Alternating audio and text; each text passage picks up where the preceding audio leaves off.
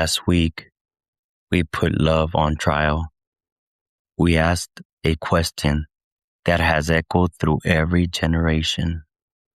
If love is enough, why do people who genuinely love each other still end up apart? We examined the evidence, we challenged the assumptions, and we reached a verdict. Love was never the problem, but every verdict creates another question. If love isn't guilty, then who is? Because every relationship begins with hope. Every relationship begins believing this time will be different. Then somewhere along the way, something changes. The laughter becomes shorter. The conversations become quieter. The patience becomes thinner. The distance becomes greater. And eventually, someone says the words we've all heard before. You are not the person I thought you were. But what if that's not entirely true? What if they didn't become someone different? What if the pressure simply introduced the person that comfort never required? Today, we're not investigating your relationship. We are investigating the person you bring into it. Welcome back to Fire and Ice, Truth Under Pressure. I am Sir Chain. This is not a relationship advice show. We're not here to give you quick fixes or communication hacks. This is an 8-part courtroom investigation into the truth relationships reveal about the human heart under pressure. Last week, we established our first baseline.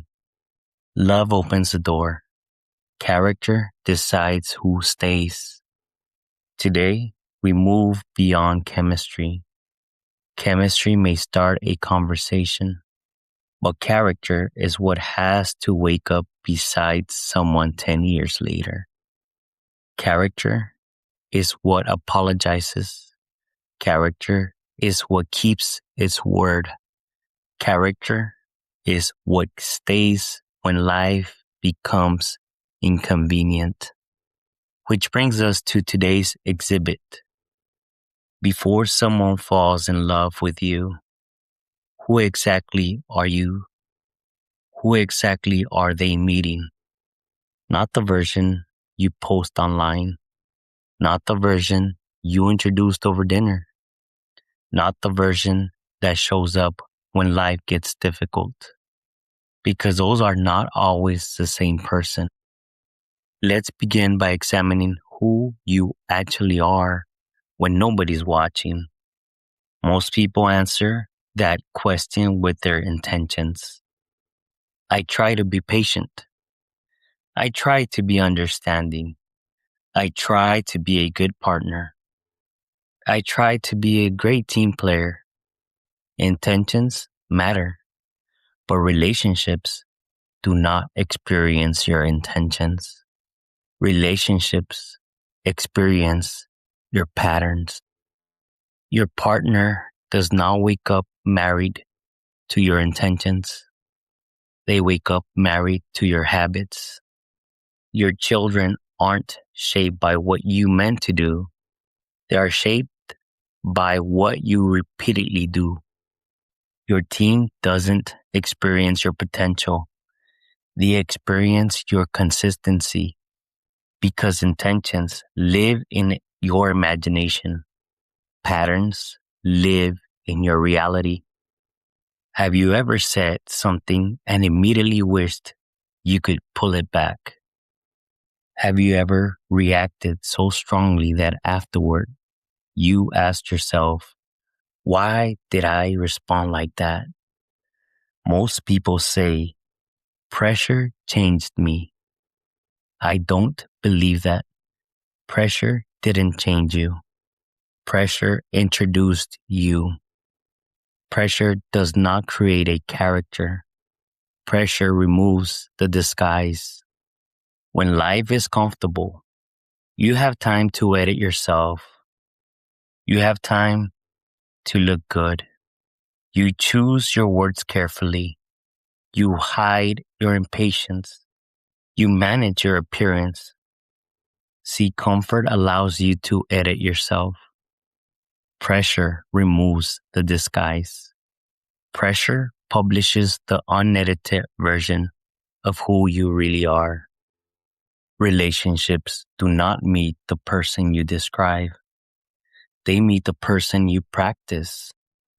And make no mistake, the person you bring into a marriage or a relationship is the same person you bring into a friendship, the same person you bring into your child's life, the same person you bring into your workplace. Relationships do not reveal a different version of you. They reveal the only version you have been practicing.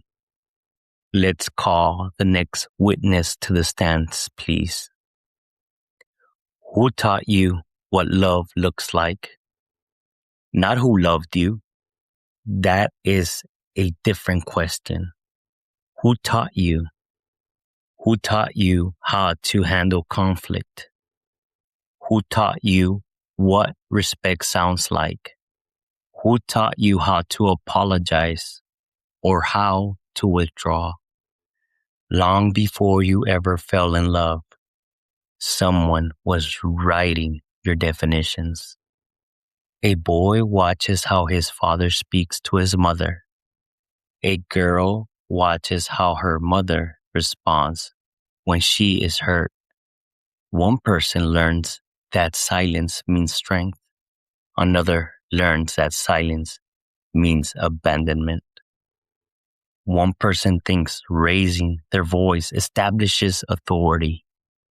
Another hears the same voice and feels terror. Same moment, different lesson. You do not see relationships as they are.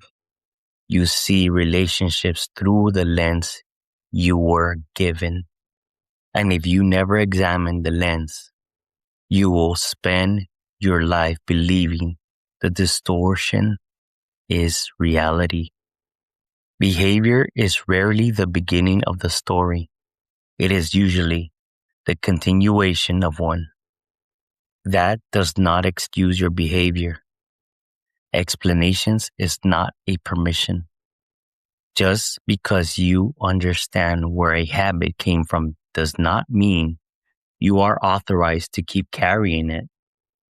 There are walls that once kept you safe as a child that are now keeping everyone else out as an adult. If you never question the teacher, you will keep repeating the lesson.